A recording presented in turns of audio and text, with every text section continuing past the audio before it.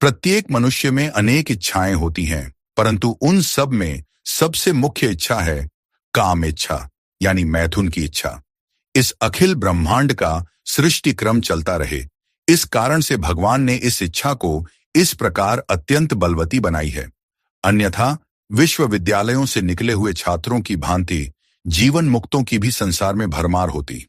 विश्वविद्यालयों की डिग्रियां प्राप्त करना आसान है, परंतु काम की प्रवृत्ति को रोकना एक महान कठिन कार्य है। जिसने काम वासना का सर्वथा त्याग कर दिया है और जिसने अपने आप को मानसिक ब्रह्मचर्य में स्थापित कर दिया है, वह स्वयं ब्रह्म है। मनुष्यों में नित्य यह शिकायत सुनी जाती है कि उन्हें ब्रह्मचर्य में पूर्ण सफलता प्राप्त नहीं होती, यद्यपि वे उसके लिए भरसक प्रयत्न और अभ्यास भी करते हैं।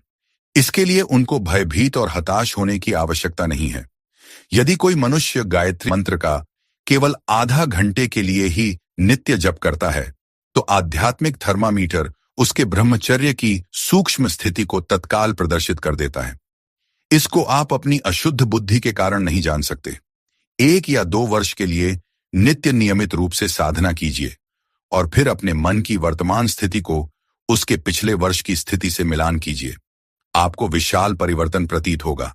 आप अधिक शांति, अधिक पवित्रता, अधिक बल और शक्ति का अनुभव करेंगे, परंतु इसमें अत्यधिक प्रयत्न की आवश्यकता है। यद्यपि संसार में विविध प्रकार के प्रलोभन और मन को व्यथित करने वाली अनेकानेक बातें हैं, तथापि मनुष्य के लिए संसार में रहते हुए ब्रह्मचर्य का अभ्यास करना असंभव नहीं है। पूर्व काल में भी कईयों ने इसमें सफलता प्राप्त की है। सदाचार, धार्मिक ग्रंथों का अध्ययन, सत्संग, जप, ध्यान, प्राणायाम, सात्विक और मिताहार, ब्रह्म विचार, आत्मविश्लेषण और आत्मसंशोधन, यम, नियम, ये सभी ब्रह्मचर्य में सफलता प्राप्त करने के साधन हैं। लोग अनियमित, असत, अपरिमित, अधार्मिक तथा अशिक्षित जीवन व्यतीत करते हैं। यही कारण है कि वे दुख पाते और उन्हें अपने इस उद्देश्य की प्राप्ति में सफलता प्राप्त नहीं होती। जिस प्रकार हाथी अपनी ही सूंड से अपने सिर पर धूल उछालता है, ठीक उसी प्रकार मनुष्य अपनी मूर्खता के कारण क्लेश तथा बाधाओं को बुलाकर अपने गले बांधते हैं। आजकल हमारे नवयुवक पश्चिमी सभ्यता के अनुसार जब कभी वे कहीं बाहर जाते हैं तो अपनी पत्नियों को भी अपने साथ ले जाते हैं। इससे उनमें सर्वदा स्त्रियों के संग में रहने का दुर्व्यसन पड़ जाता है। पुनः तनिक भी वियोग उनके लिए बड़े भारी दुख का कारण होता है। किसी कारणवश जब उनकी स्त्रियां मर जाती हैं तो उन्हें बहुत आघात पहुंचता है और ऐसे मनुष्यों के लिए केवल 1 माह के लिए भी ब्रह्मचर्य व्रत का पालन करना अति कठिन सा हो जाता है। ऐ अभागे, दुखी, दुर्बल प्राणियों, ऐ आध्यात्मिक दिवालियों, अपनी धर्म पत्नी से जितना हो सके उतना दूर रहने का प्रयत्न कीजिए। उनके साथ कम बातचीत कीजिए, गंभीर रहिए, उनके साथ परिहास न कीजिए। सायंकाल में घूमने के लिए अकेले ही जाइए। वस्त्र, आभूषण, खान पान, रहन सहन तथा अन्य फैशनेबल कार्यों में उनका अनुकरण करना आपत्तिजनक है। यदि मनुष्य गृहस्थ में भी पवित्रता से जीवन यापन करे और केवल समयानुकूल वंश परंपरा के निमित्त ही स्त्री प्रसंग करे, तो वह स्वस्थ, बुद्धिमान, शक्तिशाली, सुंदर और आत्मसमर्पण करने वाली संतानों को उत्पन्न कर सकता है। प्राचीन भारत में जब विद्वान और तपस्वी लोग विवाह करते थे तो वे इसी उद्देश्य के लिए इसी शिष्ट नियम का अनुसरण करते थे तथा जनसाधारण को इस बात की शिक्षा देते थे कि किस प्रकार व्यवहार और मर्यादा के द्वारा गृहस्थी भी ब्रह्मचर्य का जीवन यापन कर सकता है। आपको अपनी धर्मपत्नी को गीता, उपनिषद, भागवत, रामायण के अध्ययन तथा व्रत, खान पान आदि नियमों के विषय में शिक्षा देनी चाहिए। तभी आपका घर परिवार उन्नत और सुदृढ़ बनेगा। उत्सुक साधक जो गृहस्थ में हैं और आत्म साक्षात्कार के मार्ग का अवलंबन करना चाहते हैं, उन्हें चाहिए कि वे अपनी धर्म पत्नी के साथ जहां तक हो सके बहुत ही कम प्रसंग करें। यदि वे शीघ्र उन्नति चाहते हैं और केवल इसी जन्म में भगवत साक्षात्कार करना चाहते हैं, तो उन्हें चाहिए कि वे शारीरिक ब्रह्मचर्य की ओर पूरा पूरा ध्यान दें। आध्यात्मिक मार्ग में मनमानी छूट को स्थान नहीं है।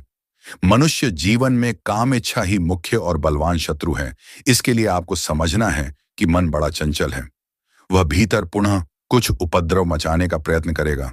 उसकी गूढ़ रीतियां तथा उसके गुप्त विचारों को समझना अत्यंत कठिन है।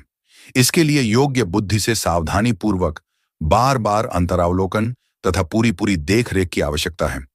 जब कभी भी आपको मन में अशुद्ध विचारों के साथ किसी स्त्री के स्वरूप की कल्पना हो उठे, तो आप ओम दुर्गा देव्यै नमः मंत्र का बार बार उच्चारण करें और मानसिक प्रणाम करें।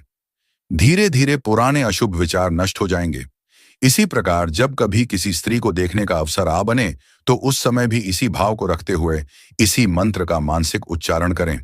आपकी दृष्टि पवित्र हो जाएगी। संसार में सभी स्त्रियों देवी स्वरूप हैं। आप कब तक कामुक गृहस्थी बने रहेंगे? क्या आपको खाने, सोने और संतानोत्पत्ति के अतिरिक्त संसार में कोई अन्य उत्तम कार्य नहीं है? क्या आप आत्मा के नित्य सुख का अनुभव करना नहीं चाहते? अब आप सांसारिक भोग विलास पर्याप्त मात्रा में प्राप्त कर चुके हैं। आप गृहस्थी की स्थिति से परे जा चुके हैं। जब तक आप युवा हैं, आप क्षमा योग हो सकते हैं, परंतु अब नहीं, जबकि आपके संतान उत्पन्न हो चुकी है। अब संसार में रहते हुए वानप्रस्थ तथा मानसिक संन्यास की अवस्था के लिए तैयार हो जाइए। सर्वप्रथम अपने हृदय को रंगिए, मन को शिक्षित कीजिए। मन से पदार्थों के प्रति अनासक्त रहना ही वास्तविक संन्यास है। वास्तविक संन्यास वासनाओं, ममता, स्वार्थ तथा बच्चे, स्त्री, संपत्ति और शरीर के मोह का त्याग है। आपको हिमाचल की कंदराओं में जाने की आवश्यकता नहीं है। मन की उपयुक्त मानसिक स्थिति प्राप्त कीजिए।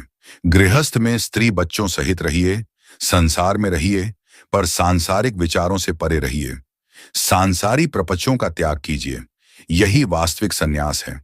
ऐसा करने से आप राजाओं के राजा बन जाएंगे। इसलिए आज से ही ब्रह्मचर्य पालन करना शुरू कर दीजिए।